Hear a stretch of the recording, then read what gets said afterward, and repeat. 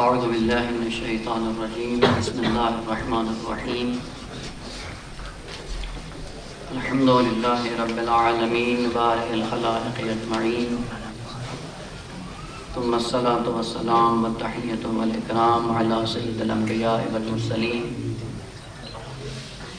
الذی سمی فی السماء بأحمد وفی الارضین بأبی القاسم محمد اللهم صل على محمد وآل محمد عجل فرجهم ولا نظلم وعلى أهل بيته الطيبين الطاهرين المعصومين الذين أذهب الله عنهم الرجس وطهرهم تطهيرا اللهم صل على محمد وآل محمد عجل فرجهم ولا نظلم أجمعين لا سيما بقية الله المنتظر روحي وأرواح العالمين لتراب مقدمه الفداء واللعنة الدائمة الأبدية على أعدائهم ملعونين من يوم عداوتهم إلى قيام يوم الدين وبعد يوم الدين ورحمة الله على محبيهم وشيعتهم ومواليهم أجمعين أما بعد فقد قال الله الحكيم بسم الله الرحمن الرحيم ألا إن أولياء الله لا خوف عليهم ولا هم يحزنون صلوات على محمد اللهم صل على محمد وعجل فرجهم. اگر زحمت نہ ہو تو آپ ابھی اٹھ کے آگے آ جائیں، جگہ خالی ہے، کہ بعد میں جب آئیں گے تو مجلس ڈسٹرب ہوتی رہتی ہے. سلوات پڑھ کے آگے آ جائیں، سامنے بیٹھے کم از کم یہاں کی جگہ بھر دیں، یہ جگہ بھر دیں. محمد صلوات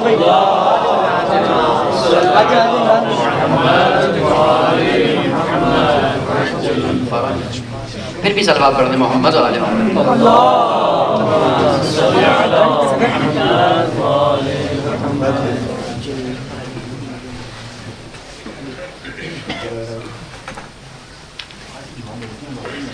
سلسلہ کلام ولایت کے عنوان سے جاری تھا. عرض کیا تھا کہ انسان عبودیت کے سائے میں ولایت کے دائرے میں آتا ہے، اور جس کی جتنی ولایت اور قرب کی منزل خالق کائنات کی نسبت بہتر و بیشتر ہوتی ہے، ویسے ویسے اس انسان کے کمالات میں اضافہ ہوتا جاتا ہے. ولایت کی منزل پہ جانے کے لیے عرض کیا تھا کہ انسان کو اس میں ولی کا مظہر بننا پڑتا ہے، اور اس میں ولی کا مظہر بننے کے لیے جو پہلی اور بنیادی شرط ہے وہ علم و عمل ہے. علم و عمل کے بغیر انسان اس میں ولی کا مظہر بننے کے قابل نہیں ہے. عرض کیا تھا کہ خالق کائنات نے جو نظام بدن اور روح خالق کائنات نے انسان کو دے کر دنیا میں بھیجا ہے، روح اور بدن کے نظام کو ایک جیسا رکھا ہے.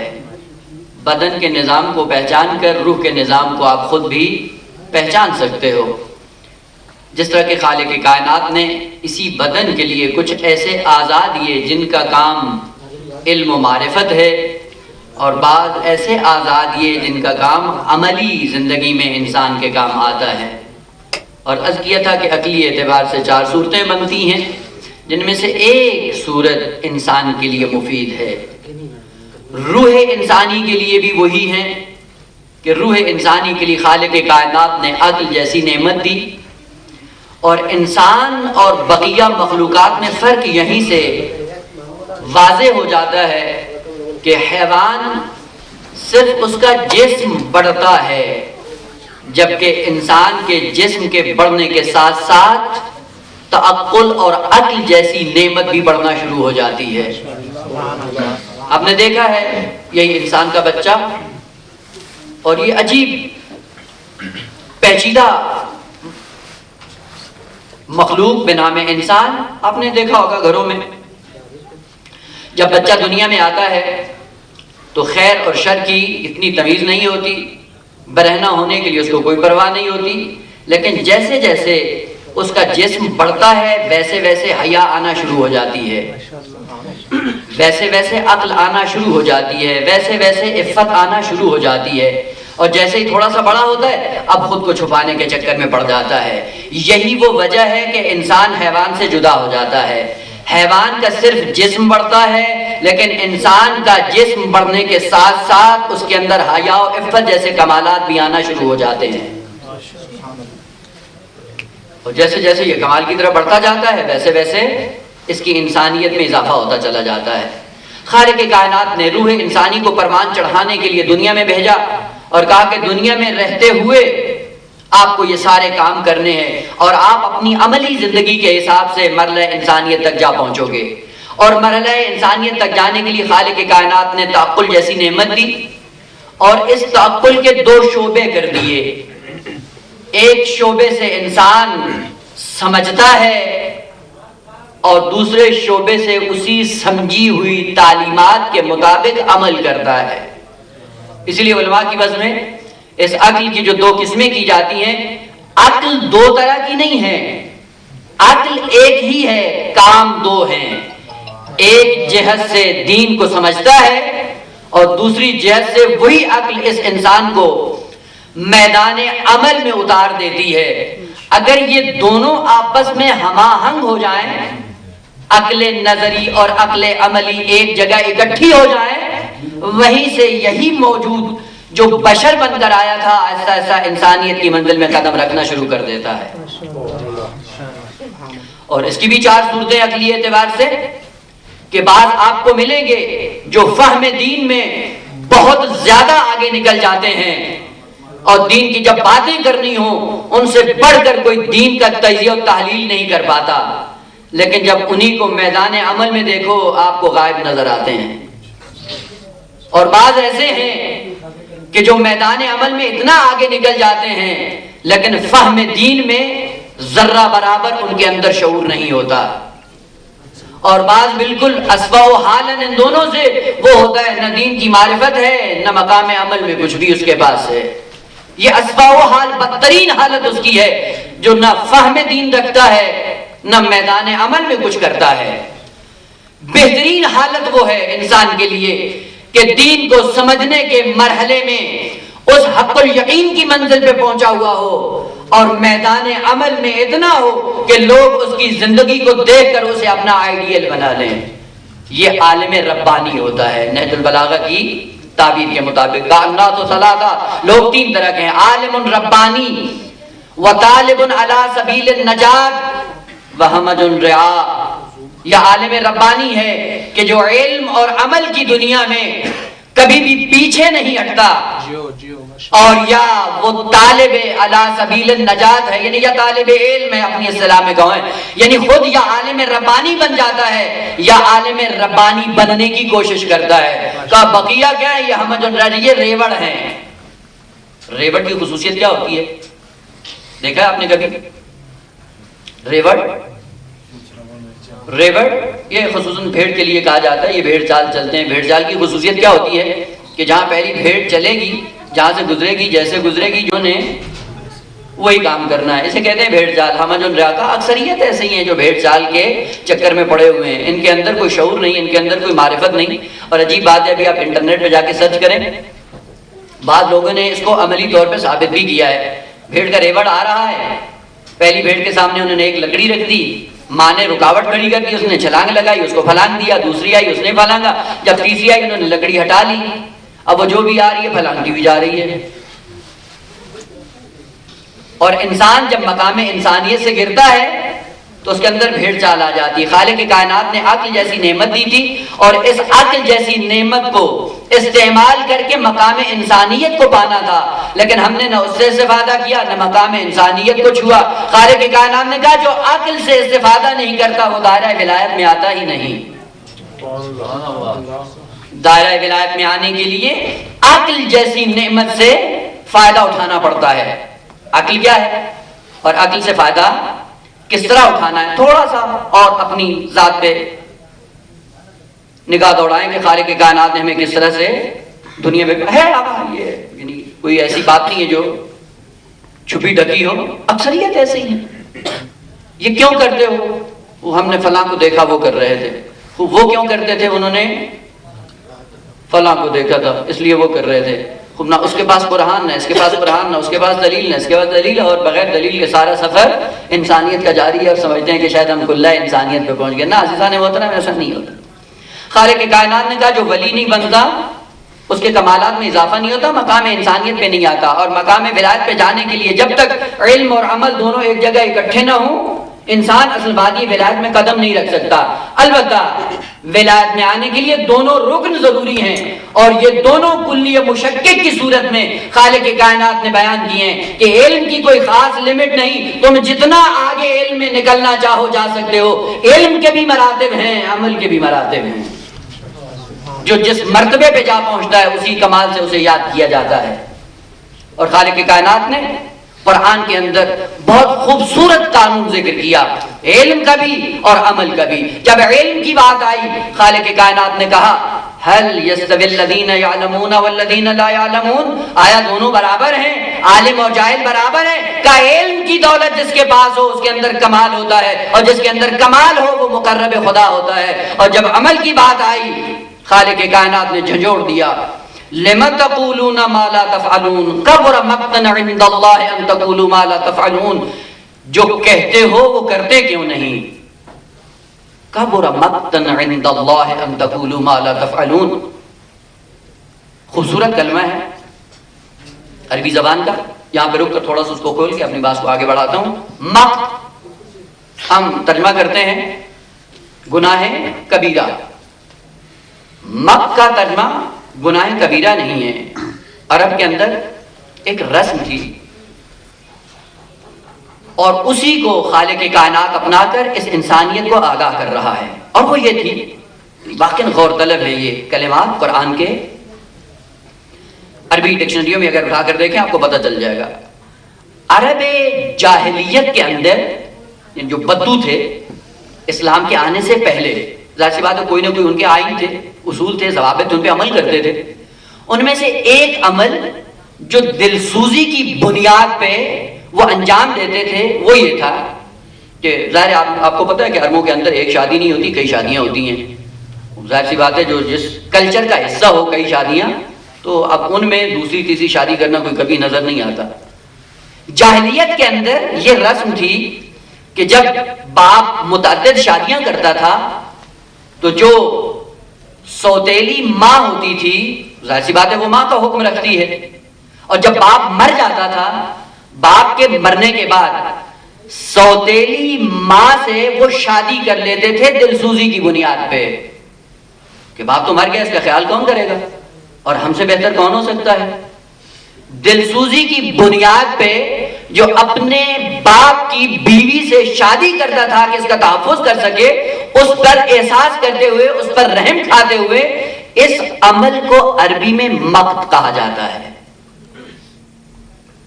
اور کتنا شدید ترین عمل ہے، اور کس طرح انجام پاتا ہے؟ دلسوزی کی بنیاد پہ، لطف اور مہربانی کے صاحب۔ اسی لیے خالق کی کائنات نے کہا کبر مقتا عند اللہ ان تقولوا ما لا تفعلون۔ ہم جاتے ہیں ممبروں پہ اصلاح کی غرض سے، اور اصلاح کی غرض سے کیا کرتے ہیں؟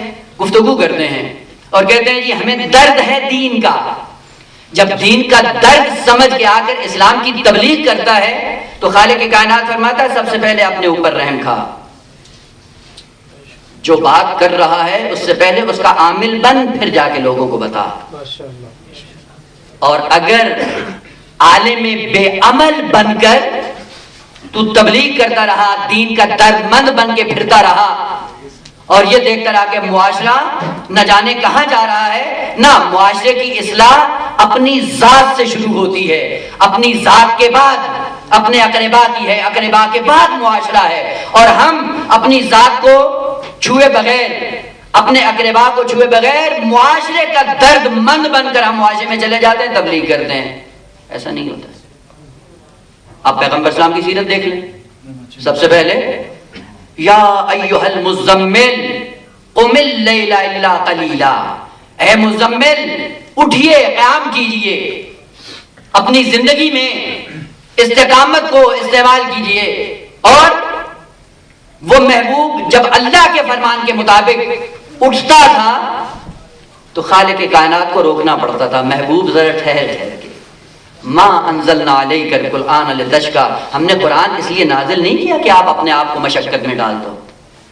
عزیزان محترم، پیغمبر اسلام کے لیے جس کی سیرت کا ہم دم بھرتے ہیں، کبھی سوچا ہے پیغمبر کے لیے جو نماز شب واجب تھی، یا بعض علماء نے کہا کہ مستحب تھی، مستحب ہو یا واجب ابھی علمی بحث میں جانا نہیں، بالآخر نماز شب ترک نہیں ہوتی تھی پیغمبر اسلام کی. اور پیغمبر اسلام کے لیے جو نماز شب واجب تھی وہ کس عنوان سے اور کس انداز سے واجب تھی؟ یوں نہیں ہوتا تھا کہ رات کے کسی عالم میں اٹھ کر 11 رکعت پڑھ کر فارغ ہو جائیں اور پھر سو جائیں. اصلاً ایسا نہیں تھا. اور سورہ مبارکہ مزمل بتاتی ہے کہ یا ایھا المزمل قم اللیل الا قلیلا، وقفے سے اٹھیے اور نماز شب کو پڑھیے. لہذا جیسے ہی نصف شب ہو جاتی، نصف شب سے لے کر صبح کی نماز تک مسلسل پوری رات میں 2 رکعت نماز شب پڑھنے کے بعد محبوب آرام کرتے اور پھر اس کے بعد بیدار ہوتے، پھر 2 رکعت نماز پڑھتے، پھر سویا کرتے، پھر اٹھتے، پھر اس تناظر میں جا کر پیغمبر اسلام نماز شب پڑھا کرتے تھے. وہ ہم منہ بھر کے یہ جملہ کہہ دیتے ہیں جی وہ نبی بن گئے، ہمیں کیوں نہیں بنایا؟ وہ نماز صبح پڑھی نہیں جاتی اور منہ کھول کے کہہ دیتے ہیں جی ہمیں کیوں نہیں بنایا. وہ جو صلاحیت ہوتی ہے، صلاحیت کی بنیاد پہ کچھ ملتا ہے. باتیں کرنا بڑی آسان ہیں، میدان عمل میں اتر کر ان کو اپنانا بہت مشکل ہے. لہذا علم کی دنیا میں بھی باکمال بنے، عمل کی دنیا میں بھی باکمال بنے.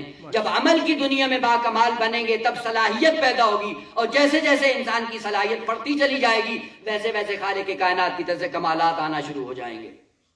بیچ میں رک کر ایک چھوٹا سا واقعہ میں نے عرض کیا تھا، ذہن میں ہوگا، سید محمد تقی خنساری کی داستان ذکر کی تھی مجلس میں. ان کے لیے معروف ہے علماء کی صف میں کہ سید محمد تقی خنساری وہ انسان تھا جس نے زندگی بھر نماز شب کو ائمہ کی طرز پہ پڑھا ہے، جس کے بارے میں امام خمینی فرماتے ہیں اگر مجھے اس کے حسب اور نسب کا پتہ نہ ہوتا اور اس کے خاندان کا مجھے پتہ نہ ہوتا اور اس کو میں جانتا نہ ہوتا تو میں یہ ادعا کر سکتا تھا کہ یہی امام زمانہ ہے. کیسے کیسے علماء تھے. جب علم و عمل میں انسان آگے بڑھتا ہے تب جا کر انسان کو پتہ چلتا ہے کمالات کیسے حاصل کیے جاتے ہیں. یوں نہیں ہے کہ رات کو سوئیں صبح اٹھیں اور کہیں جی ہاں ہمیں کیوں نہیں دیا، ان کو کیوں مل گیا. بھلے ان کو جو مل گیا ہے انہوں نے زحمت کی ہے، من جد وجد جو زحمت کرتا ہے اسے ملتا ہے. خالق کائنات نے کہا ولایت میں آنے کے لیے بھی تمہیں علم و عمل کی نعمت سے اپنے آپ کو نوازنا ہوگا. جب علم و عمل کی نعمت نہیں آئے گی ولایت کے دائرے میں نہیں آ سکتے، اور جو ولایت کے دائرے میں نہیں آتا وہ ہر کمال سے محروم ہوتا ہے. علم و عمل میں آنا کیسے ہے؟ اور علم و عمل کی خالق کائنات نے جو انسان کی خلقت کی، یہ خلقت اگر آپ سمجھ جائیں تھوڑی سی پتہ چل جائے گا کہ وہ کتنا رؤوف ہے، وہ کتنا مہربان ہے. خالق کائنات نے انسان کو خلق کیا، خلق کرنے کے بعد اس کی رہنمائی کی. رہنمائی کے لیے اس کو 2 چیزیں دی، ایک جسم اور ایک روح، جس کو آپ کہتے ہیں طبیعت اور فطرت. طبیعت اور فطرت کیا ہے؟ البتہ جو صاحبان علم ہیں مشکل نہیں ہے، آپ مجھے اصطلاح بھی اگر استعمال کر دوں تو مشکل نہیں ہے. طبیعت جس کا نام جسم ہے، فطرت فطرہ سے نکلا ہے، فاطر مفطور فطرت. یہ فطرت کیا ہے؟ اور یہ بھی یاد رکھ لیں کہ فطرت فقط انسان کے پاس ہے، انسان کے علاوہ کسی اور کے پاس فطرت نہیں ہے. باقی مخلوقات کو بھی خالق کائنات نے فطر کیا ہے، فطرت ان کو نہیں دی. فطرت فقط انسان کے پاس ہے. وہ فطرت صاحبان علم ہے نا، سب طلاب بھی تو ہے نا، مشکل تو نہیں ہے جی ماشاءاللہ. وہ فطرت اگر اپنی اصطلاح میں استعمال کرنا چاہیں فطرت تو ان کو سمجھا دوں گا، مشکل نہیں ہے. آپ لوگ اگر سمجھ گئے ان کو سمجھ آ جائے گی. صلوات پڑھتے ہیں محمد والے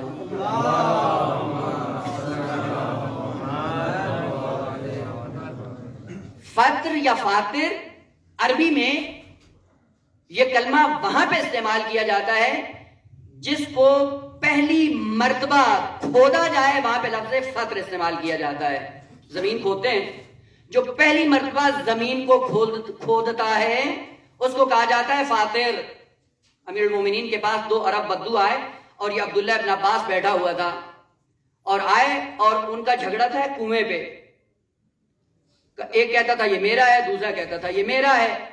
اور وہاں پہ جب ان کا جھگڑا شروع ہوا تو ایک نے بڑھ کر کہا امیر المومنین کی بارگاہ میں کہ انا فطرتہ، اس بئر کو، اس کنویں کو میں نے پہلے کھودا ہے، تو جس نے پہلے کھودا ہے وہی مالک ہوگا.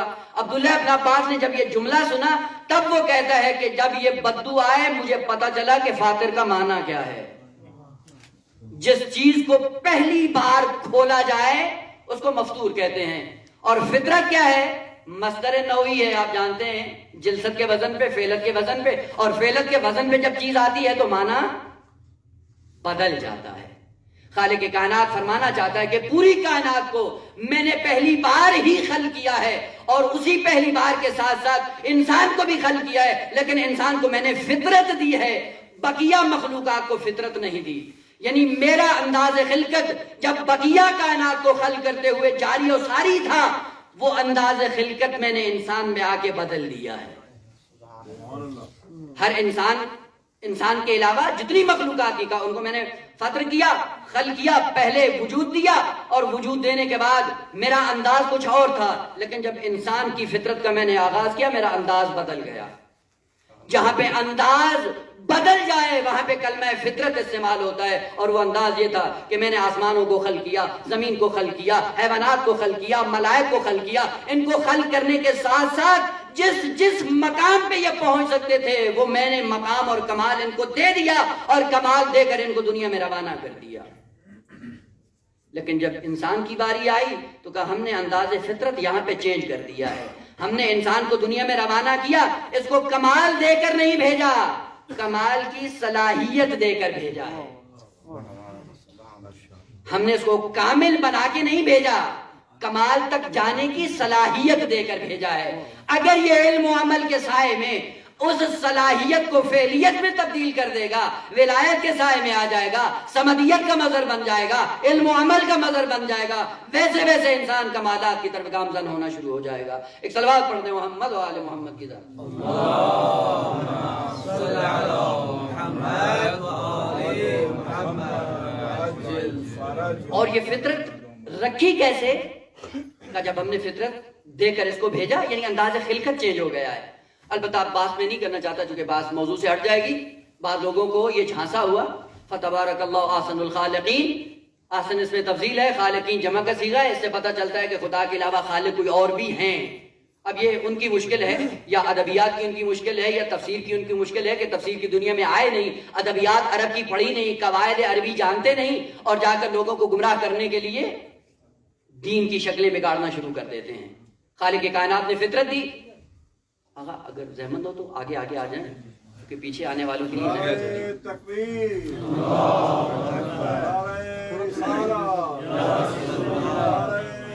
حیدری، محمد و آل محمد صلوات.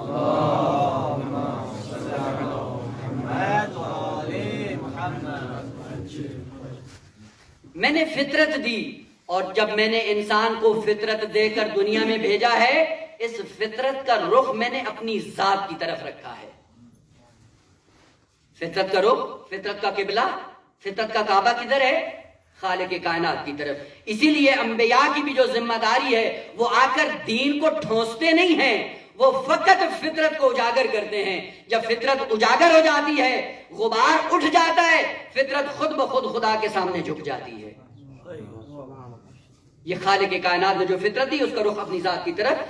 فطرت اللہ التی فطر الناس علیہا لا تبدیل لخلق اللہ. ہم نے فطرت دی ایسے ہے کہ تم فطرت کے مطابق اگر زندگی بسر کرنا چاہو، ممکن نہیں ہے کہ تم توحید پرست نہ ہو، ممکن نہیں ہے تم دیندار نہ ہو. فطرت کا رخ خدا کی طرف ہے. اور کس طرح سے خدا کی طرف ہے؟ کہ جیسے ہی اول خلقت میں انسان آتا ہے اور اس فطرت کو خالق کائنات کی طرف متوجہ کیا جاتا ہے، انسان توحید کو قبول کر لیتا ہے. مثال عرض کروں، اگر یہ بلب ہے، یہ جل رہا ہے، بلب جلتے ہوئے کے اوپر اگر آپ ایک کالا کپڑا ڈال دیں تو کیا مسئلہ سامنے آئے گا. روشنی اگر ایک اور پردہ بھی ڈال دیں روشنی اور کم ہو جائے گی. اگر 3-4 پردے اس کے اوپر کالے ڈال دیں تو کیا ہوگا؟ ایک دن ایسا آئے گا کہ یہ کالے پردے کیا کریں گے؟ اس کی روشنی کو ڈھانپ لیں گے. سوال، یہ کالے پردے ڈالنے کے بعد آیا وہ اندر سے روشن نہیں ہے، بجھ گیا ہے یا نہ چل رہا ہے؟ نور باہر کیوں نہیں آ رہا؟ پردے کی بنیاد پہ نور باہر نہیں آ گیا. لہذا بعض لوگ جو کہتے ہیں فلاں کی فطرت مر گئی، فطرت کبھی مرتی نہیں ہے. اسی لیے خالق کائنات نے کہا لا تبدیل لخلق اللہ، ممکن نہیں ہے کہ فطرت بجھ جائے. ہاں فطرت روشن رہتی ہے لیکن اس فطرت کے اوپر غبار اتنا آتا ہے گناہوں کا، جن گناہوں کے نتیجے میں اس کی روشنی باہر نہیں آ پاتی. پھر انبیاء کرتے کیا ہے؟ انبیاء کرتے یہ ہیں کہ آ کر ان غباروں کو، ان پردوں کو آہستہ آہستہ اٹھانا شروع کرتے ہیں. جب پردہ اٹھتا ہے اس کی نورانیت پھیلنا شروع ہو جاتی ہے. یہی وجہ ہے مہدویت کا درس جو ہمیں ملتا ہے اس مکتب سے، وہ یہی ہے کہ دعا کرنا یہ ذمہ داری بھی ہے، ثواب بھی ہے، لیکن دعاؤں سے کبھی امام ظہور نہیں کریں گے. اگر اسی روشنی کے سامنے آپ نے پردہ لٹکا دیا، پردہ لٹکا کے آپ یہاں پہ بیٹھ جائیں، گڑ گڑاتے رہیں، دعائیں کرتے رہیں، پردہ ہٹ جائے گا آگے سے؟ توجہ ہے؟ نور کے سامنے اگر پردہ آ گیا اور آپ یہاں پہ بیٹھ کے دعائیں کرتے رہے، یہ پردہ ہٹے گا نہیں، روشنی باہر آئے گی نہیں. کب آئے گی؟ اٹھ کھڑے ہوں اور پردے کو کھینچ کر نور کے سامنے سے آگے سے ہٹا دو تاکہ اس بلب کی روشنی اور نور پوری دنیا کے لیے پھیلنا شروع ہو جائے. اسی لیے غیبت کبریٰ میں دعائیں مانگنا ٹھیک ہے، ثواب بھی ہے. البتہ یاد کیا تھا ثواب کے پیچھے ہم چلے جا رہے ہیں، ثواب ہے ٹھیک ہے، لیکن اس سے ظہور ہونے والا نہیں ہے. ظہور کے لیے ہمیں اپنی اصلاح کی ضرورت ہے. جس دن اصلاح کریں گے امام آ جائیں گے. لہذا غیبت کبریٰ میں فقط علامتوں کی بنیاد پہ اپنے آپ کو مطمئن بنا کر زندگی بسر نہ کرو. غیبت کبریٰ میں شرائط ظہور پہ عمل کر کے امام کو دعوت دو. علامتیں انسان کے اپنے ہاتھ میں نہیں ہوتی، لیکن شرائط انسان کے اپنے ہاتھ میں ہوتے ہیں. علامتیں ذکر کیا جاتا ہے جی ماہ مبارک میں 5 جمعے ہو گئے تو امام آ جائیں گے. وہ کئی دفعہ ہوا 5 جمعے آئے لیکن امام نہیں آئے، وہ علامت تھی. یہ ہو گیا تو پھر امام آ جائیں گے، وہ ہو گیا لیکن نہیں آئے. یہ ساری علامتیں تھیں اور ہم نے علامتوں کو اپنا دین بنا دیا. نہیں آئیں گے، وہ کیسے آئیں گے؟ میں پھر مثال کا سہارا لوں. دیکھیں نماز ظہر واجب ہوتی ہے، اس کی علامت کیا ہے؟ جب زوال ہو جائے، یعنی سورج نصف النہار سے جب کراس کر جائے تو نماز ظہر واجب ہو جاتی ہے. یہ زوال ہونا یہ کس کی علامت ہے؟ وجوب نماز ظہر کی یہ علامت ہے. لیکن نماز ظہر برپا کیسے ہوگی؟ اس کے لیے کوئی شرائط ہیں. وضو ہو، بالغ ہوں، عاقل ہوں، لباس مباح ہو، غصبی نہ ہو. یہ کتنی ساری چیزیں ایک ساتھ اکٹھی کر دیں. کا یہ کیا ہے؟ کا یہ شرائط ہیں. ہم شرائط پوری نہ کریں، زوال کا انتظار کرتے رہیں. زوال ہو گیا، نماز ظہر معطل ہو جائے گی. وہ زوال علامت ہے وجوب نماز کے لیے، لیکن یہ وضو کرنا، پاک لباس کا مہیا کرنا اور ایسے مکان کا تہیا کرنا کہ جو غصبی نہ ہو، یہ شرائط میں سے ہیں. اور شرائط خود مکلف کو حاصل کرنی ہے. علامات خود بخود ہو جائیں گی. انسان زوال نہیں کروا سکتا سورج کا، لیکن زوال کے بعد وہ شرائط پوری کر سکتا ہے. بعین ہی ظہور کے لیے کچھ علامات ہیں اور کچھ شرائط ہیں. شرائط کو ہمیں پورا کرنا ہے، علامتیں خود بخود پوری ہوتی رہیں گی. اور علامتیں فقط اس لیے ہیں کہ یہ انسان جو غیبت کبریٰ کے زمانے میں زندگی بسر کر رہا ہے، مذاہب، مصائب اور مشکلات اور مظالم کے نتیجے میں کہیں مایوس نہ ہونے پائے. اس کو مایوسیت سے نکالنے کے لیے، اس کے اندر امید کی شمع کو جلانے کے لیے علامات کو ذکر کیا گیا ہے. علامتیں آتی ہیں، انسان کو ڈھارس مل جاتی ہے، امید کی کرن باقی رہتی ہے، لیکن شرائط آپ کو خود فراہم کرنی ہے. خالق کائنات نے کہا اپنے آپ کو آمادہ کرو. ہم نے آپ کو فطرت دی. یہ فطرت کب پنپتی ہے؟ کا علم و عمل کے سائے میں پنپتی ہے. اور فطرت کا رخ ہم نے خالق کائنات کی طرف رکھا ہے. اور کیسے رکھا؟ تو جب علم حاصل کرتے ہو یہ فطرت اور زیادہ شکوفہ ہو جاتی ہے اور جب عمل کرتے ہو تو یہ فطرت اور زیادہ نکھر جاتی ہے. اور نکھرتی بھی کیسے ہے؟ خالق کائنات نے قانون ذکر کیا علم کے بعد. من جاء بالحسنۃ فلہ عشر امثالها ومن جاء بالسیئۃ فلا یجزی الا مثلها. قانون ہے کہ جو بھی حسنہ انجام دے گا، مانا نہیں کرتا ہوں، نیکی نہیں کہتا ہوں، کیونکہ ابھی حسنہ کے اندر خود وہ ہے حقیقت ہے، اس نے عمل میں خاص حقیقت ہے قرآنی. حسنہ جو ابھی عمل حسن انجام دے کیا ہوگا؟ من جاء بالحسنۃ، جو حسنہ انجام دے، فلہ عشر امثالها، کم ترین اجر عمل حسن کا کیا ہے؟ 10 گنا. اور بعد پھر کیلکولیٹ کرتے ہیں، جب دین نہیں سمجھتے تو پھر یہ کہتے ہیں جی ہاں ایک نیکی کر لو اور ساتھ میں 5 گناہ کر لو. 5 نیکیاں 5 گناہوں کے بدلے میں دھل جائیں گی، 5 نیکیاں پھر بھی باقی رہیں گی. یہی کہتے ہیں ہے بھی میں تعلیم کے زمانے میں بھی ہوتا رہا ہے. وہ سب سے پہلے قرآن نہیں سمجھا اور پھر اس قرآن کو نہ سمجھنے کے نتیجے میں جو دین اپنایا اس دین کا سلسلہ یہ بنا دیا. خوبصورت تعبیر ہے قرآن کی، من جاء بالحسنۃ فلہ عشر امثالها، جو حسنہ کو لے کر ہماری بارگاہ میں پہنچے گا، ہم وہاں پہ اس حسنے کو 10 گنا کر دیں گے. مانا یہ نہیں ہے کہ نیکی آپ انجام دیں، حسنہ انجام دیں 10 گنا ہو جائے نا. وہ صاحبان علم میں جانتے ہیں جاء فعل اور فعل لازم ہے، اور فعل لازم کو جب آپ متعدی کرتے ہیں تو معنی بدل جاتا ہے. جاء آنا، اور بے کے ساتھ جب متعدی ہوگا تو معنی کیا ہوگا؟ لے آنا. اب کہتے ہیں جاء علی، علی آ گئے، جاء امیر المومنین آ گئے، لیکن جاء علی بالحسن، اب معنی کیا ہوگا؟ اب علی حسن کو لے آئے.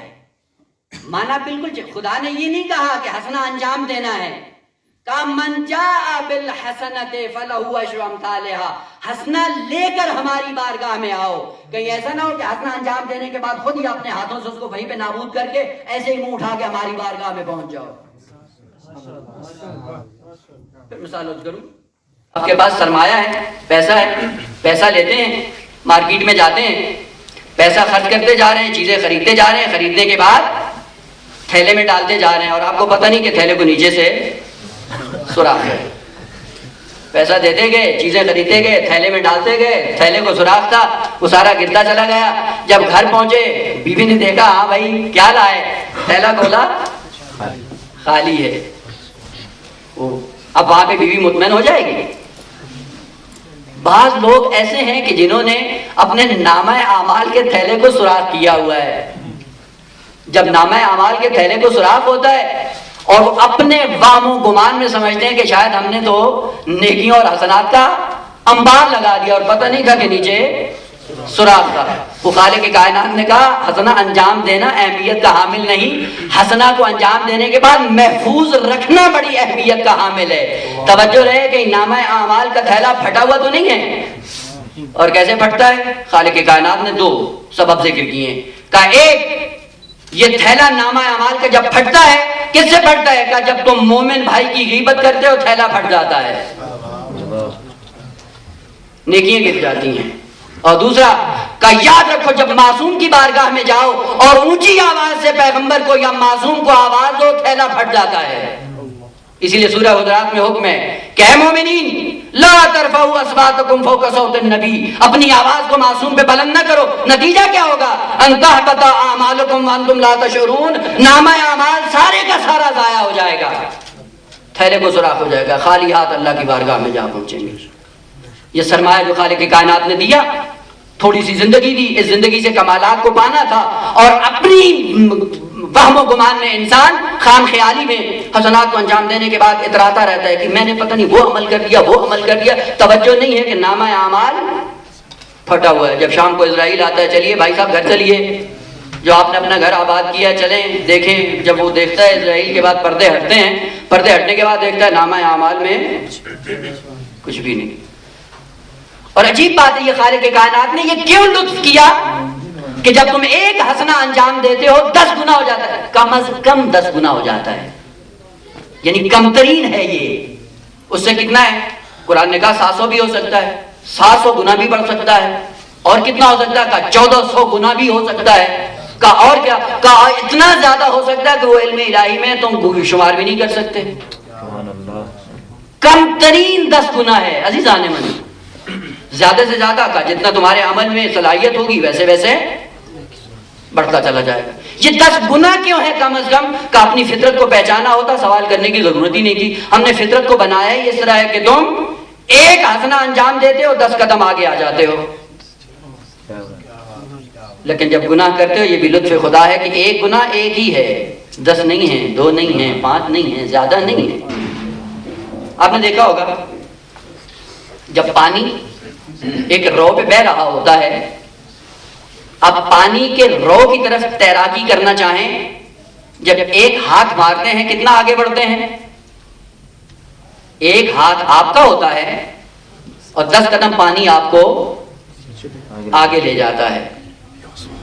اور جب پانی کی مخالف سمت میں آپ حرکت کرتے ہیں تو وہاں پہ کیا ہوتا ہے؟ پوری توانائی کو خرچ کرنے کے بعد جتنا بھی ہاتھ مارتے ہیں ایک ہی قدم آگے بڑھتے ہیں. خالق کائنات نے کہا اپنی فطرت کو پہچانا ہوتا پتہ چل جاتا من جاء بالحسنۃ فلہ عشر امثالها.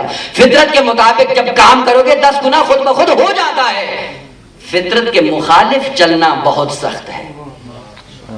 لیکن بعض اس فطرت کو اتنا آلودہ کرتے ہیں کہ گناہوں میں چلنا ان کے لیے آسان ہوتا ہے، فطرت کے مطابق چلنا ان کے لیے بہت مشکل ہو جاتا ہے. خالق کائنات نے خوبصورت تعبیریں ہیں قرآن کی. قرآن فرماتا ہے ان اللہ لا یکلف اللہ نفسا الا وسعها لها ما کسبت وعلیہا ما اکتسبت. صاحبان علم ہیں، لہا مرجع ہوئی نفس ہے کہ نفس انسانی کے لیے، لام انتفاع کے لیے یہاں پہ استعمال ہو رہا ہے، یعنی نفس کے فائدے کے لیے کیا چیز کا جو کسب کرتے ہو، وعلیہا اسی نفس کے ضرر اور نقصان میں ہے، مکتسبت جو اکتساب کرتے ہو. تو لابھ ہیں صاحبان علم. کسب اور اکتساب کیا فرق ہے؟ کسب مجرد ہے، اکتساب مزید فی ہے. ایسے ہی ہے نا، باب افتعال ہے. باب افتعال کے معنی میں سے ایک معنی کیا ہے؟ تکلف. اکتساب باب افتعال تکلف کا معنی دے رہا ہے. تکلف یہ جس میں زحمت ہو، جس میں مشقت ہو، جس میں مشکل ہو. وہ کام جو انسان مشکل سے انجام دے اسے اکتساب کہا جاتا ہے. پیسہ کمانا آسان نہیں ہے اسی لیے اکتساب کہا جاتا ہے. اب جا کر دیکھیں جو پیسہ کماتے ہیں کیسے کماتے ہیں، یہ اکتساب ہے. پیسہ کمانے کے لیے جان لڑانی پڑتی ہے، توانائی خرچ کرنی پڑتی ہے. خالق کائنات نے کہا جب تم کمالات کی دنیا پہ آتے ہو، لہا ما کسبت، تمہارے فائدے کے لیے وہی چیز ہے جو کسب کرتے ہو، اور تمہارے نفس کے نقصان کے لیے وہ چیز ہے جس کا اکتساب کرتے ہو. یعنی حسنات کی دنیا میں چلو گے یہ کسب ہے، فطرت کے مطابق ہے، آسان ہے. اور جب گناہ کی وادی میں قدم رکھتے ہو یہ نفس پر تحمیل ہے، نفس پہ ٹھونسا جاتا ہے، اس لیے مشقت ہے، تکلف ہے، زحمت ہے. آپ تجربہ کر کے دیکھ لیں، وہ گناہ جو آپ نے کبھی نہیں کیا پہلی بار آپ کو انجام دینا پڑے، کریں گے؟ وہ گناہ جو آپ نے کبھی انجام نہیں دیا، پہلی بار اگر اس گناہ کو آپ انجام دینا چاہیں آسانی سے کر لیں گے جی. بس یہیں سے پتہ چلتا ہے کہ خالق کائنات نے دین کو فطرت کے مطابق بنا کر بھیجا ہے. اگر فطرت کی سمجھ آ گئی ہوتی، دین بھی فطرت کے مطابق تھا، دین پہ چلنا بڑا آسان ہے. لیکن جب اس فطرت سے انسان ہٹتا ہے پھر اکتساب بن جاتا ہے. اور یہ بھی خالق کائنات کی کتاب کے اندر یہ خوبصورتی ہے کہ یہ ایک جو فطرت کو رخ اپنی ذات کی طرف رکھ کر بھیجا، اور پھر کا من جاء بالحسنۃ فلہ عشر امثالها، ایک قدم اٹھاؤ 10 قدم کی ہم توفیق دیں گے. اور انسان اسی میں ہی گم ہو جاتا ہے کہ چلے جی ایک حسنہ انجام دیا 10 تو ہو گئے، اگر 10 حسنے انجام دیں گے تو 100 ہو جائیں گے، وہ اتنے حسنات دے کے کرنا کیا ہے. عجیب بات یہ ہے کہ خالق کائنات نے جب اس کلمے کو متعدی کیا تو حرف جر کے ذریعے متعدی کیا ہے. من جاء بالحسنۃ، اجاء نہیں کہا. صاحبان علم میں جانتے ہیں نا کہ جب فعل لازم کو متعدی کرتے ہیں تو طریقے کتنے ہیں؟ 3. حرف جر، یہی قرآن فہمی یہی ہے، اس کے علاوہ کچھ بھی نہیں ہے. اور یہی کتاب تھی، اسی لیے نازل کی تھی خالق کائنات نے. سو سمجھو اور سمجھنے کے بعد دیکھو تمہاری فطرت کے مطابق ہے یا نہیں، اور جب فطرت کے مطابق اس کے مطابق عمل کرتے ہو یا نہیں. یہی ایک ہی نقطہ. آپ جائیں ابھی مکاتب اسلامی میں بعض ایسے بھی مکتب پائے جاتے ہیں جو کہتے ہیں جب مر جاتا ہے کوئی تو اس کے بعد کوئی فاتحہ درود کوئی عمل خیر اس تک پہنچتا ہے یا نہیں ہے یا نہیں. مکتب کہتے بھی فاتحہ بھی نہیں پڑھو، کار خیر بھی نہیں کرو، اس کو کچھ بھی نہیں ملتا ہے. وہ عقل کے اندر اگر قرآن کو صحیح سے پڑھا ہوتا تو پتہ چل جاتا کہ پہنچتا ہے یا نہیں پہنچتا. اور یہی ہے ادبی قوانین ہیں، اور اکثر و بیشتر یہ آپ جانتے ہیں. جب فعل لازم کو متعدی کرتے ہیں تو اس کے 3 طریقے ہیں. یا حرف جار کے ذریعے، یا باب افعال میں لے جائیں، یا باب تفعیل. صاحبان علم ہے نا، طلاب ہی ہے نا، کوئی بیچ میں پتہ چلا کہ مگر 2 آدمی وہ بڑی آسانی سے سمجھ جائیں گے. مثال عرض کروں گا، مطلب ذہن میں آ جائے گا. یہ تفنن در تعبیر ہے کہ حرف جر سے متعدی ہوتا ہے، باب افعال سے متعدی ہوتا ہے، تفعیل سے متعدی ہوتا ہے. یہ کوئی فرق ہے؟ وہ کتابوں میں پڑھا ہوگا آپ نے، یقیناً کوئی فرق ہے. اس لیے 3 طریقے ذکر کیے گئے ہیں کہ حرف جار کے ذریعے متعدی کرو، یا باب افعال میں لے جاؤ، یا باب تفعیل میں لے جاؤ. فرق کیا تھا؟ یعنی خالق کائنات اگر یہاں پہ تعبیر یہ استعمال کرتا من اجاء الحسنۃ فلہ عشر امثالہا، یہ تعبیر قرآن نے استعمال نہیں کی. باب افعال کے ساتھ متعدی کر کے اس کلمے کو استعمال نہیں کیا، بلکہ کہا من جاء بالحسنۃ، جبکہ اجا کی تعبیر قرآن کے اندر موجود ہے. سورہ مریم میں خالق کائنات کا ارشاد ہے فَأَجَاءَهَا الْمَخَاضُ إِلَى جِذْعِ النَّخْلَةِ. اجاء لے آیا کون؟ ہاں مریم کو. المخاض درد سے، آپ کو معلوم ہے درد سے کی بنیاد پہ بیت المقدس سے باہر نکلی، کھجور کا سہارا لیا، اس درخت کے نیچے آئیں. وہاں پہ قرآن اس واقعے کی عکاسی کر رہا ہے. فَأَجَاءَهَا، وہاں پہ وہ درد سے جناب مریم کو لے آیا. کہاں؟ علاج النخلا، کھجور کے تنے کے پاس. وہاں پہ اجا کی تعبیر آئی ہے، وہاں جا یعنی حرف جار کے ساتھ تعبیر نہیں آئی، لیکن یہاں پہ حرف جار کے ساتھ تعبیر آئی ہے. فرق ہے دونوں میں. اس میں خود ہے اختیاری اور اجباری. اختیاری اور اجباری، اختیار اور اجبار نہیں ہے عزیزان محترم. ادبیات، جو ادبیات ذکر ہوئی ان کو صحیح سے پڑھا کر یہی کام آئیں گے. زندگی میں بھی یہی کام آئیں گی، مرنے کے بعد بھی یہی کام آئیں گی. اگر سمجھ کر اس پہ عمل پیرا ہوئے تو مرنے کے بعد بھی یہی کام آئیں گی. خود فرق یہ ہے، آپ کو پتہ ہے فاعل اور مفعول ایک انجام دیتا ہے اور ایک وہ ہوتا ہے جس پر فعل انجام پاتا ہے.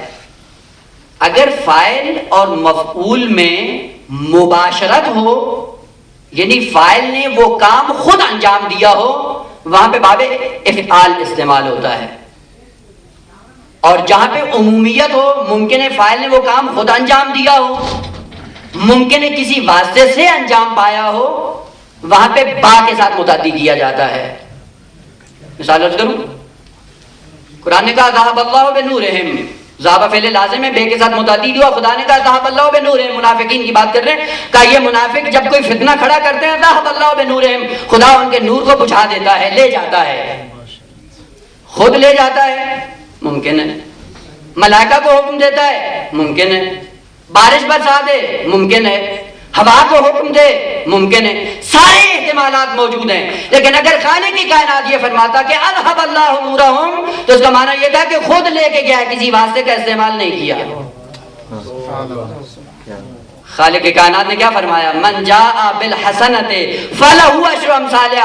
اگر خود لے کر آؤ تب بھی 10 گنا کر دیں گے. اگر خالی ہاتھ آؤ، پیچھے نسل ایسی چھوڑ کے آؤ جو تمہارے لیے اعمال حسنہ انجام دیتے رہے، ہم ان کو بھی 10 گنا بڑھا دیں گے. صلوات پڑھتے محمد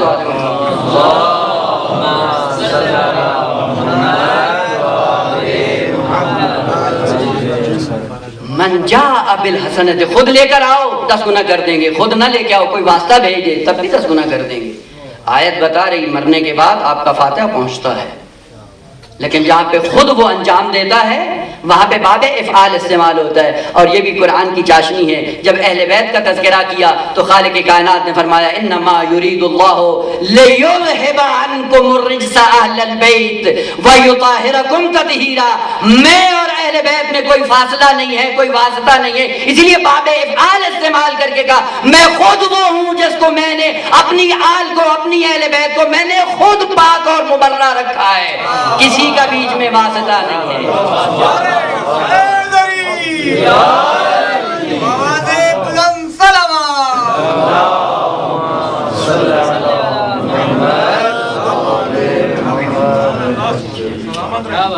خالق کائنات نے کہا میں نے فطرت دی ہے، اور فطرت کا رخ میں نے اپنی ذات کی طرف رکھا ہے، اور اس طرح سے رکھا ہے کہ من جاء بالحسنۃ فلہ عشر امثالہا، ایک قدم چلو 10 کی توفیق ہم دیں گے، کم از کم 10 کی توفیق ہم دیں گے۔ اور یہ بھی نہیں ہے کہ خود اپنے ساتھ لے کے جاؤ تو نجات ہوگی، نہیں، معرفت کے بعد میں آپ نے آپ کو مکمل کر کے جاؤ، عمل کے پیرائے میں اگر کوئی رہتی دنیا میں جس کو چھوڑ کر آئے ہو، اگر وہ تمہارے لیے کوئی صدقہ دے دے، کوئی خیرات کر دے، کوئی عمل صالح انجام دے دے، خالق کائنات فرماتا ہے جب وہ بھیجیں گے اس بھیجے ہوئے کو بھی تمہارے نامہ اعمال میں 10 گنا کر دیں گے۔ خالق کائنات نے کہا یہ حسنات ہم بڑھاتے رہیں گے۔ حسنات ہیں کیا معنی انشاءاللہ کل کی مجلس میں عرض کروں گا۔ یہ حسنات کرنے کے بعد پھر انسان کیلکولیٹ کرتا ہے، جی حسنہ ہم نے اتنا انجام دیا، انجام دینے کے بعد اب تو ہمارے انبار لگ چکے ہوں گے بہشت میں، وہ بہشت بھر چکی ہوگی، ہمارے نامہ اعمال سے بھر چکی ہے، بکیوں کے لیے کون سی جگہ باقی ہے۔ وہ خالق کائنات نے کہا یہ تھیلا اپنا محفوظ رکھو، ہاں حقیقت ایسے ہی ہے، اور یہ حسنات کی دنیا میں پڑھ کر اپنے مقصد حیات کو نہیں بھول جانا۔ یہ حسنات کس لیے رکھیں؟ کل بھی عرض کیا تھا یہ ترغیب کے لیے ہیں، یہ فقط آپ کو بلانے کے لیے ہیں۔ حسنات میں اتنا لالچ دیا کہ ایک کرو گے 10 دے دیں گے، اور 10 دینے کے بعد اس میں نہ پھنس جانا کہ یہ 10 لے کر خوش ہو جاؤ، نہ، یہ حسنات تمہارے لیے ہیں، تم حسنات کے لیے نہیں ہو، یہ نعمتیں تمہارے لیے ہیں، تم نعمتوں کے لیے نہیں ہو۔ اور عجیب بات یہ ہے کہ انسان جب دین کی وادی میں قدم رکھتا ہے تو پھر یہی ہوتا ہے کہ جی جنت میں پہنچ جائیں، جنت میں پہنچ جاؤ گے تو پھر کامیاب ہو جاؤ گے، کیونکہ عموماً قرآنی تعلیمات اس پیرائے میں بیان نہیں ہوتی، اس لیے میرا بار بار فوکس اسی بات پہ ہوتا ہے۔ اگر یہی نقطہ سمجھ میں آ جائے انسان کے، اس کے بعد آپ دیکھیں آپ کی عبادت کی لذت بدل جائے گی۔ ایک وقت انسان جھکتا ہے جنت کے چکر میں، اور ایک دفعہ جب جنت سے بالاتر ہو جاتا ہے، اب جب وہ جھکتا ہے تو اس کے جھکنے میں لذت ہے۔ آپ نے دیکھا ہے لذت بھی ایک عجیب حقیقت ہے۔ خالق کائنات نے انسان کے بدن کو سالم رکھنے کے لیے کہا یہ کھانا کھاؤ، اگر یہ خدا کا حکم ہوتا کہ کھانا کھاؤ کوئی بھی نہیں کھاتا، لہذا خالق کائنات نے وہ لذت کا انتظام آپ کی زبان پہ رکھ دیا، زبان پہ لذت رکھ دی، کھانے کو لذیذ بنا دیا کہ جب ان کو آپس میں کھاؤ گے تم کھاؤ گے لذت کے ذائقے میں، لیکن تمہاری حیات کا انتظام خود بخود۔ کتنے ایسے ہیں جو کھانا کھاتے ہیں اس لیے کہ طاقت ملے ہم اللہ کی عبادت کریں، تو کتنے ایسے ہیں جو لذت کی خاطر کھاتے ہیں، اور لذت کی خاطر پھر کھاتے ہی جاتے ہیں، اور کھاتے کھاتے پھر اب پریشان ہو جاتے ہیں، جو کھایا تھا اب نکلے کیسے۔ اسی لیے معصوم فرماتا ہے ما کان ہمہ بطنہ فقیمتہ ما یخرج من بطنہ، جس کی زندگی کا ہم و غم یہی ہوتا ہے کہ اس کو بھر لے، اس کی قدر و قیمت کیا ہے، کہ وہی ہے جو سے نکلتا ہے۔ جو لذت کے لیے کھاتا ہے وہ ایسے ہی ہوتا ہے، لیکن وہ جو اس لیے کھاتا ہے کہ تھوڑا سا زبان سے نیچے جائے، اپنی یہ توانائی دے اور اس توانائی کو اللہ کی عبادت میں خرچ کروں، اس کی زندگی کچھ اور ہوتی ہے۔ وہ جو کی روٹیوں کو گھٹنے پہ توڑ کر ایک لقمے سے تجاوز نہیں کرتا، اور عبادت کا وہ عالم ہے کہ لوگ کئی بار زہرا کے دروازے پہ جاتے ہیں، زہرا علی مر گیا، لذت زبان پہ رکھی اور ادھر کھانا ٹیسٹی بنا دیا۔ کتنے ایسے لوگ ہیں جو لذت کی خاطر کھاتے ہیں، اور یہ خالق کائنات کو پتا تھا یہ بچہ، یہ جاہل، یہ نابالغ، یہ بیمارفت، یہ بے شعور اگر زبان پہ لذت نہیں رکھوں گا یہ کھانے کے قریب بھی نہیں جائے گا۔ اور یقین جان لے اگر زبان پہ لذت خدا نے نہ رکھی ہوتی، علماء تقریریں کرتے رہتے کوئی کھانا نہیں کھاتا، وہ بھی کرتے ہیں علماء بیچارے صبح سے شام تک، اب تبلیغات کرتے ہیں نماز پڑھو روزہ رکھو حسنات انجام دو، کیونکہ لذت محسوس ہوتی نہیں، لہذا کوئی سنتا ہی نہیں ہے۔ خالق کائنات نے خوبصورت نظام بنایا کہ ہم نے یہ لذت رکھی تمہیں زندہ رکھنے کے لیے۔ کیوں عبادت میں لذت نہیں آتی؟ کیوں لذت نہیں آتی؟ ایک شخص نے آ کے امیر المومنین سے سوال کیا، مولا آپ نماز شب کے لیے اٹھ جاتے ہیں اور ہم چاہتے ہوئے بھی نہیں اٹھتے، دل چاہتا ہے کہ اٹھ جائیں لیکن اٹھ نہیں پاتے ہیں۔ مولا نے پلٹ کر فرمایا انت رجل قیدت کا ذنوبک، جو صبح سے شام تک یابہ گوئی میں ہوتے ہو، صبح سے شام تک تمہیں خدا کی کوئی توجہ نہیں ہوتی، صبح سے شام تک تمہیں دین کی کوئی فکر نہیں ہوتی، اور دن بھر گناہوں کا بوجھ اپنے کندھے پہ لاد کر جب خواب غفلت میں جاتے ہو توقع رکھتے ہو کہ سحر خیز ہو جاؤ. سحر خیزی تجربہ کر لیں زندگی میں. ایک دن صبح سے لے کے شام تک فقط اپنی زندگی اس پیرائے میں گزاریں کہ کسی مشتبہ امر کو بھی انجام نہیں دینا. آپ سو کر دیکھیں ملک خود اٹھائے گا آپ کو نماز شب کے لیے. یہ حسنات انجام دینے کے بعد کیا ہے جی جنت میں جا پہنچے گی. میں دوسری آیت کا ٹیسٹ دے کے آپ کی زحمت تمام کر رہا ہوں. انشاءاللہ سلسلہ کلام جاری ہے. جنت جنت جنت کا رٹ لگایا ہوا ہے. جنت میں پہنچ کے بھی انسان کامیاب نہیں ہے. اور خالق کی کائنات کی تعبیریں بتاتی ہیں کہ انسان اپنے آپ کو دھوکے میں نہ رکھ. ان تعبیروں پہ غور کر، میری کتاب کو غور سے پڑھ. غور سے پڑھنے کے بعد اپنے آپ کو اس حقیقت کے ساتھ متصل کر جس کے لیے میں نے تمہیں دنیا میں بھیجا تھا. تو جنت کی حقیقت کیا ہے؟ جنت جنت الماوا سے شروع ہوتی ہے، یعنی پہلی منزل، پہلا سٹیپ جنت کا کیا ہے؟ جنت ماوا. میری بات نہیں، معصوم کی بات ہے، پریشان نہ ہو، اور قرآن کی آیت ہے. جنت الماوا سے بہشت شروع ہوتی ہے اور جنات الفردوس پہ جا کے ختم ہو جاتی ہے. یعنی جنت کا مبدا اور منتہا، اول اور آخر قرآن نے یہ ذکر کیا ہے. جنت الماوا سے شروع ہوتی ہے اور جنات الفردوس پہ جا کے ختم ہو جاتی ہے. اس بیچ میں کتنے مراتب ہیں؟ مختلف ہیں روایات. بعض روایات کے اندر ہے کہ 40,000 تک مراتب ہیں. پہلا سٹیپ جنت کا جنت الماوا ہے اور آخری سٹیپ جنات الفردوس. اور قرآن کی تعبیر دیکھیں، قرآن کے اندر اٹھا کر جا کر دیکھیں انہی آیات کو. جنت الماوا کی جب بات آئی تو کہا جنت الماوا کیا ہے؟ نزل ہے تمہارے لیے. اور جب جنات الفردوس کی بات آئی تو کہا جنات الفردوس نزلا. جنات الفردوس بھی بولتے ہیں، اب تو میں نے خود کلمہ استعمال کر دیا. جنات الفردوس بھی کیا ہے؟ نزل، نون زے اور لام.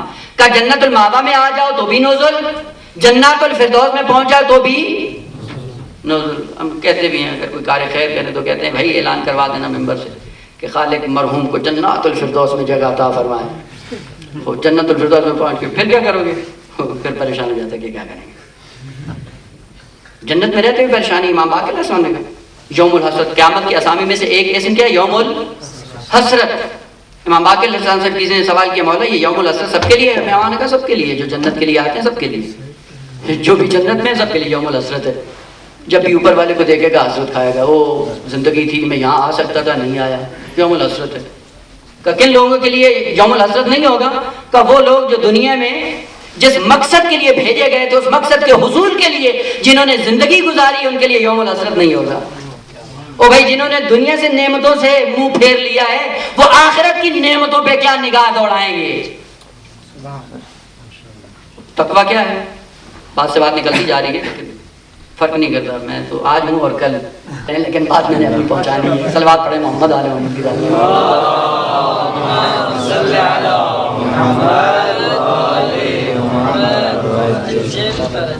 متقی کون ہوتے ہیں؟ ہم نے جو بنایا ہوا ہے متقی کون ہوتا ہے؟ یہ جی لذیذ کھانا نہیں کھاتا ہے، یہ کم کھاتا ہے. وہ جو کم کھائے، لذیذ کھانا نہیں کھائے، کہتے ہیں جی متقی ہے. یہ تقویٰ ہے. یہ جو کم کھانا نہیں ہے، ساری کائنات خالق کی کائنات کر رہا میں نے مومنین کے لیے خلق کی ہے. نعمتوں سے استفادہ کرو. یہ کون سا دین ہے؟ یہ کون سا اسلام ہے؟ ہاں کسی کے دسترخوان پہ 2 کھانے نظر ہو یہ تو اسراف کر دیا. ہو کہاں اسراف کر دیا؟ یہ تقویٰ ہے. کم کھانا ہے، لذیذ نہیں کھانا ہے. وہ یہ کم کھاتا ہے، لذیذ نہیں کھاتا. کیوں نہیں کھاتا؟ کہا اگر زیادہ کھائیں گے تو حور و لین نہیں ملے گی، اس لیے یہاں نہیں کھاتا ہوں وہاں ملے گا. تو تقویٰ یہ ہے. یہ تقویٰ یہ لالچ ہے. ماشاءاللہ. جی مثال اپنی عرض کروں، مولانا کو آ کے کہیں مولانا آئے ہمارے گھر پہ دعوت ہے آپ کی، آپ آئیے گا. پلٹ کے مولانا پوچھتا ہے گھر میں کیا ہے؟ تو مولانا جو دال ساگ ہوگا کھا لیں گے. نہیں آقا ہم مصروف ہیں، پڑھنا ہے، ٹائم نہیں ہے، مجلس پڑھنی ہے، نہیں آتے ہیں. وہ پلٹ کے کوئی اور آتا ہے، قبلہ ہم نے بھی اہتمام کیا، ہمارے گھر پہ آئیے گا. کیا ہے؟ مٹن ہے، بریانی ہے، سب کچھ ہے. ارے مومن کی دعوت ٹھکرانا اچھا نہیں ہے. اس مولانا کے بارے میں نظر کیا ہے؟ متقی ہے. جی آگا کہ متقی ہے.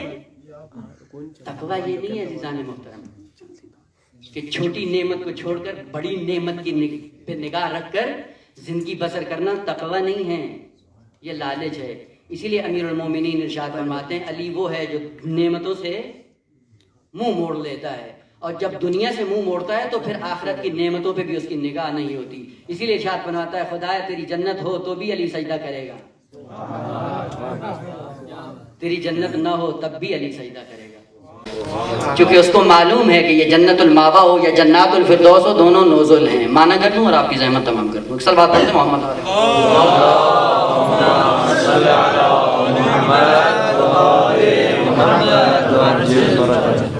نزول جو اردو میں ہم استعمال کرتے ہیں اس کا معنی ہوتا ہے منزل. منزل استعمال ہوتا رہتا ہے. منزل کیا ہوتا ہے عربی میں؟ ایک کلمہ ہوتا ہے مقصد اور ایک ہوتی ہے منزل. منزلیں کون سی جگہیں ہوتی ہیں؟ منزلیں وہ مقامات ہوتے ہیں کہ جب کاروان قافلے چلتے ہیں کسی مقصد تک پہنچنے کے لیے تو اپنے سفر کو چند منزلوں میں تقسیم کر دیتے تھے کہ پہلی منزل پہ پہنچیں گے تھوڑا سا آرام کریں گے, آرام کرنے کے بعد زیادہ راہ اٹھائیں گے, پھر اگلی منزل کی طرف بڑھ جائیں گے. منزلیں موقت آرام گاہ ہے قافلوں کے لیے جو حرکت میں ہوتے ہیں. اسی لیے آپ پڑھتے ہیں کہ امام جب مدینے سے کربلا میں آئے کتنی منزلیں امام نے طے کی. اب وہ جتنی بھی ہوں پوچھ نہیں رہا ہوں, آپ ڈرے نہیں, وہ جتنی بھی ہوں مانا کر رہا ہوں, وہ جتنی بھی طے کی ہیں یہ تھا کہ پہلی منزل پہ پہنچے, وہاں پہ اپنا ڈیرا نہیں لگایا, بیٹھ نہیں گئے, رک نہیں گئے, وہاں پہ پہنچنے کے بعد زیادہ راہ اٹھایا, اٹھانے کے بعد چل نکلے اگلی منزل کے لیے. منزل پہ منزل انسان بڑھتا رہتا ہے اور پہلی منزل کو چھوڑ کے اگلی منزل پہ آتا ہے, اگلی کو چھوڑ کے پھر اس سے اگلی کی طرف بڑھتا ہے. تو منزلیں عربی میں ہوتی وہی ہیں جہاں پہ موقت ٹیمپریری رک کر اپنے آپ کو سستانے کے بعد آرام کرنے کے بعد آگے بڑھ جاتا ہے, اس کو عربی میں منزل کہا جاتا ہے. جنت الماوا بھی منزل ہے اور جنات الفردوس بھی منزل ہے. یہ کیوں منزلیں رکھی؟ کہ یہ انسان جو دنیا میں راہ خدا کا مسافر تھا یہ تھک گیا ہے, اس کے سستانے کے لیے ہم نے منزلوں کا انتظام کیا. نعرہ حیدری, آواز بلند صلوات.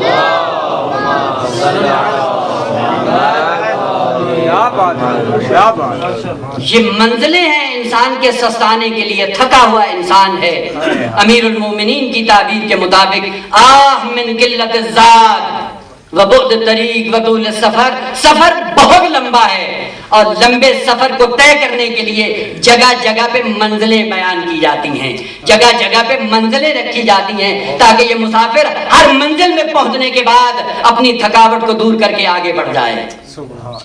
لہذا جنت الماوا بھی منزل ہے, جنات الفردوس بھی منزل ہے. عزیز محترم مقصد نہیں ہے. آپ نے دیکھا ہوگا جو پاکستان سے جن کا تعلق ہے, لاہور سے اسلام آباد جاتے ہیں موٹر وے پہ چلتے ہیں, موٹر وے کا سفر تھکا دیتا ہے انسان کو. جگہ جگہ پہ انہوں نے آرام گاہیں بنائی ہوئی ہیں موقت. یہ کیا ہے؟ یہ منزلیں ہیں. وہ سفر طولانی ہے, سفر طولانی انسان کو تھکا دیتا ہے کہ جب ایک یکسوئی کے ساتھ انسان جا رہا ہو تھک جاتا ہے, کبھی نیند آ جاتی ہے, ایکسیڈنٹ ہو جاتا ہے, تو کیا تھوڑا سا اپنے آپ کو روکو اور روکنے کے بعد ذرا فریش ہو, فریش ہونے کے بعد پھر سفر کو جاری رکھو. اس کا مطلب یہ نہیں ہے کہ پہلی منزل پہ رک کے ہی وہاں پہ ڈیرے ڈال کے وہیں پہ اپنا مقصد بنا کے سو جائیں. کوئی بھی آپ کو عقل مند نہیں کہے گا بھائی نکلے تھے اسلام آباد کے لیے اور پہلی منزل پہ آ کے سو گئے. خالق کائنات نے کہا ہم نے تجھے دنیا میں جو بھیجا تھا اس لیے بھیجا تھا کہ انا للہ و انا الیہ راجعون, بھیجا تھا دنیا میں تجھے اپنی ذات تک بلانے کے لیے, اور اپنی ذات تک بلانے کے لیے میں نے جنت الماوا سے لے کے جنات الفردوس تک کی منازل کو میں نے آپ کے سامنے رکھ دیا. ہر منزل پہ پہنچنے کے بعد اپنے آپ کو سستانے کے بعد زیادہ راہ اٹھا کے بعد آگے نکل جاؤ. ڈیرا نہیں بنانا ہے, بس جنت مقصد نہیں ہے انسان کا. اور تعبیر کے اندر چاشنی دیکھیں, خدا نے کہا یہ منزل ہے. خدا کہہ دیتا بھائی جنت الماوا بھی منزل ہے اور جنت الفردوس بھی منزل ہے. کہہ سکتا تھا نا, کیوں کہا نزول؟ وہ منزل بھی تو کہہ سکتا تھا. منزل کو چینج کر کے نزول کیوں کہا؟ اس کے اندر کون سی واقعیت ہے, کون سی حقیقت ہے؟ وہ خالق کائنات یہ کہہ سکتا تھا کہ میں نے جنت المأوا کو بھی آپ کی منزل بنایا ہے, جنت الفردوس کو بھی آپ کی منزل بنایا ہے. یہ نزول پھر کیوں کہا؟ اور یہ قرآن کی تعبیر ہے, میری نہیں عزیزان محترم, پریشان نہ ہوں. اور خود کلمے کے اندر اتنی چاشنی اور لذت ہے کہ انسان جب اس حقیقت کو درک کر لیتا ہے, یقین جانیے اس کے بعد عبادت کے اندر لذت بڑھ جاتی ہے, شوق عبادت پیدا ہو جاتا ہے. نزول ہے کیا؟ پھر تھوڑا مثال کا ساتھ لوں, تھک تو نہیں گئے؟ نعرہ تکبیر, نعرہ رسالت, حسینیات, یزیدیات, نعرہ حیدری, آواز بلند صلوات.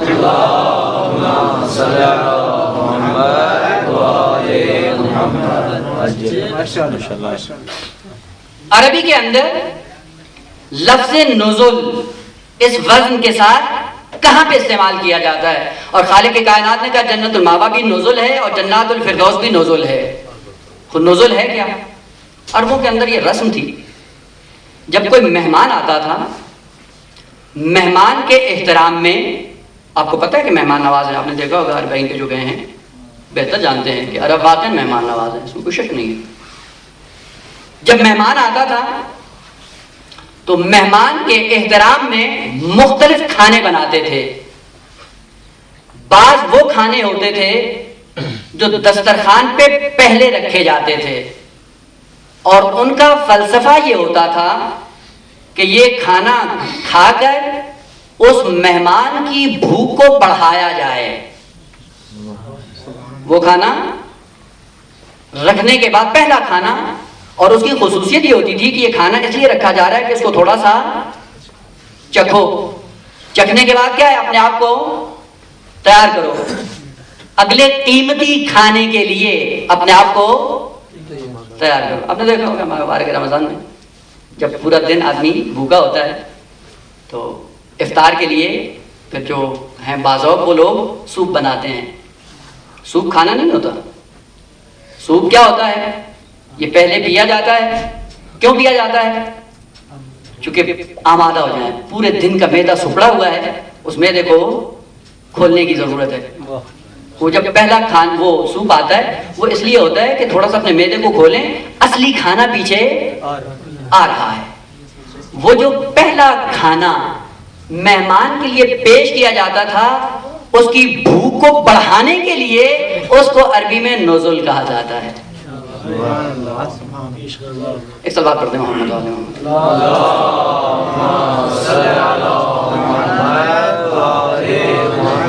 علیہ دیگر صلوات.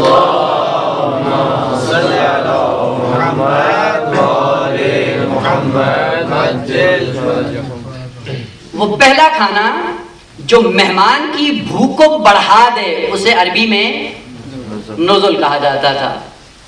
اور اس کے بعد انتظام ہوتا تھا بھائی آپ کے پذیرائی کے لیے سامان ابھی باقی ہے. بعد کم حوصلہ ہوتے ہیں اور ان کو امید نہیں ہوتی, اسی سوپ سے پیٹ بھر لیتے ہیں, جب اصلی کھانا آتا ہے اس کے کھانے کے قابل نہیں ہوتے. یہ کم حوصلہ انسان ہے. معرفت کے ساتھ راہ عبادت کو طے کرو.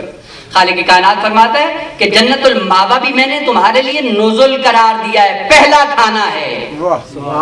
حقیقت ابھی بہت باقی ہے. اور جنات الفردوس میں بھی پہنچ جاؤ, وہ بھی نزول ہے. نزول یعنی یہ بھی نزول وہ بھی نزول. یہ کیسے ہوا؟ کہ جیسا مہمان ہے ویسا احترام ہے. آپ نے دیکھا ہے اپنی زندگیوں میں, عام سا مہمان آئے, آپ پہلی چیز کیا پیش کرتے ہیں؟ کوئی کعوہ پلا کے ٹرکھا دیتا ہے, کوئی اور اچھا ہو ساتھ میں سے بھی رکھ دیتا ہے, کوئی اور اچھا ہو تو ساتھ میں مٹھائی بھی رکھ دے گا. اور بعض ایسے ہوتے ہیں کہ وہ انبار لگا دیتے ہیں. یہ کیوں ہے؟ کہ جیسا مہمان ہے ویسے پذیرائی ہے.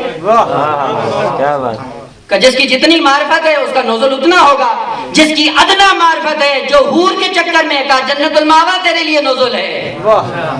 کا جو تھوڑا سے اوپر آتا ہے کا جنات الفردوس تیرے لیے نزول ہے. کا جو اس سے بھی اوپر ہوتا ہے خالق فرماتا ہے ادخلی فی عبادی وادخلی جنتی.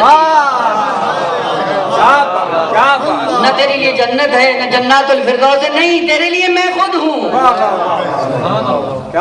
یہ انسان کی حرکت پہ ڈیپینڈ کرتا ہے کہ کس معرفت کے ساتھ اس کی بارگاہ میں جائے. اور اسی معرفت کے باب کو رقم کرنے کے لیے اور اسی معرفت کو دینے کے لیے بیوی نے وہ مصائب برداشت کیے کہ جن مصائب کی روشنی میں اس انسان کو بتایا کہ دیکھو اگر ثواب کے چکر میں ہو تم نیت کرو مل جائے گا. اور سند دیکھ لیں. میں ثواب کے عنوان سے ایک اور مطلب یہ کر دوں. ثواب کی دنیا الگ دنیا، معرفت کی دنیا الگ دنیا ہے. ثواب کے پیچھے پڑ کے کہاں جائے گا یہ انسان. روایات میں ہے کہ جو غدیر کے دن ایک کھانا کسی کو کھلا دے اس کا ثواب ایسی ہے گویا اس نے 1,24,000 پیغمبروں کو اپنا مہمان قرار دیا ہے. ثواب یہ ہے. لیکن مقصد دین کچھ اور. اور جس کی عزاداری کے لیے آپ آئے ہیں وہ بیوی آخری وقت میں کیا فرماتی ہے. اور یہ امید کے لیے بہت اچھی کرن ہے انسان کے لیے. جب امام حسین علیہ السلام پیدا ہوئے بیوی نے امام کو اپنی گود میں لیا. گود میں لینے کے بعد پیغمبر اسلام نے سارے حالات بیان کیے کہ اس پر کون سے مصائب ہوں گے، کس عالم میں یہ شہید کیا جائے گا، کون شہید کریں گے. یہ سارے مسائل جب پیغمبر اسلام نے ذکر کیے بیوی رونے لگ گئی اور رو کے اپنے بابا سے پوچھتی ہیں بابا کوئی ہوگا میرے حسین کے لیے رونے والا، کیونکہ میں تو نہیں ہوں گی، میں تو دنیا سے جا چکی ہوں، کوئی ایسا ہوگا جو میرے حسین پہ گریہ کرے گا. پیغمبر اسلام نے فرمایا بیٹی پریشان نہ ہو، خالق کائنات ایک ایسی قوم پیدا کرے گا جو حسین کی معرفت میں آنسو بہائیں گے، حسین کے لیے پرسہ ہو جائے گا، دین زندہ ہو جائے گا. اور یہ انسان پہ ڈیپینڈ کرتا ہے کہ ہمارے آنسوؤں میں اگر مقصد ہے، ہمارے آنسوؤں کی وجہ سے اگر دین زندہ ہوتا ہے تو یہ نعمت فقط آپ کو دی ہے، کسی اور کو نہیں دی خدا نے. آؤ حسین پہ بامعرفت گریہ کرو جس گریہ کے نتیجے میں تمہیں بھی نجات مل جائے، دین بھی زندہ ہو جائے. جب یہ جملہ سنا آپ کی امید کے لیے توجہ کریے، بس میں زیادہ مسائل نہیں پڑھوں گا، فقط آپ کے دلوں کو متوجہ کرنا ہے. بیوی نے جب یہ جملے سنے کہ ایسی قوم آئے گی جو میرے حسین پہ گریہ کرے گی، بیوی نے کہا کہیں ایسا نہ ہو کہ یہ حسین میرے حسین پہ رونے والے کہیں محروم نہ ہونے پائیں، میں اپنے حسین کے رونے والوں کے لیے انتظام کر کے جاتی ہوں. بیوی نے اپنے بابا کو مخاطب کیا، کہا بابا گواہ رہی ہو.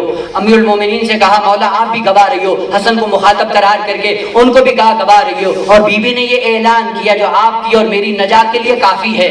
بیوی نے کہا بابا یاد رکھنا جو بھی میرے حسین پہ گریہ کرے گا میں آج آپ کے سامنے وعدہ کرتی ہوں میری زندگی کی جتنی عبادتیں ہیں آدھی عبادت میں نے ان کو شریک کیا جو میرے حسین پہ گریہ کرتا ہے. عبادت کی منزل میں عزیزان محترم حسین پہ گریہ کرنا کوئی آسان نہیں، اور حسین پہ گریہ کرنا اتنا سستا بھی نہیں ہے. آپ کے آنسوؤں کی قیمت ہے اور قیمت بیوی نے لگائی ہے. آپ کا ایک گریہ زہرا کی آدھی عبادت میں شریک بنا دیتا ہے. عزیزان محترم بیوی نے فقط یہ نہیں کہا، اور بیوی کی مناسبت بھی تھی. بیوی کی مناسبت مولا کے ساتھ تھی. مولا کے ساتھ مناسبت کیا تھی کہ بیوی سے بھی لوگوں نے منہ موڑ لیا، مولا سے بھی لوگوں نے منہ موڑ لیا. علی آ کے شکایت کرتے تھے، ارے لوگ سلام کا جواب نہیں دیتے.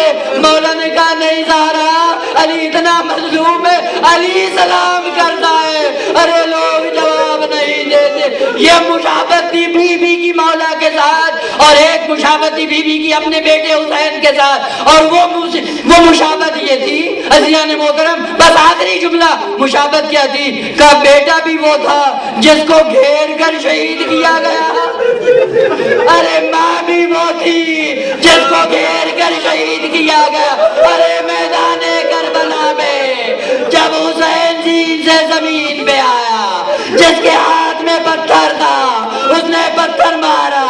ارے جس کے ہاتھ میں تلوار تھی وہ تلوار سے حملہ کرتا ہے. عزیزان محترم جملہ سنو گے، جس بدبخت کے ہاتھ میں کچھ بھی نہیں تھا وہ کربلا کی گرم ریت کو اٹھا کر ارے حسین کے زخموں پہ پھینکتا تھا. ارے ماں مدینے کی سرزمین پہ گر گئی، جس کے ہاتھ میں لکڑیاں تھی وہ لکڑیاں لے کے آیا، جس کے ہاتھ میں آگ تھی وہ آگ لے کے آیا. ارے کوئی درہ لے کے آیا، جس کے ہاتھ میں کچھ نہیں تھا زہرا کو تماچا مارا. ارے زہرا کا رخسارا نیلا ہو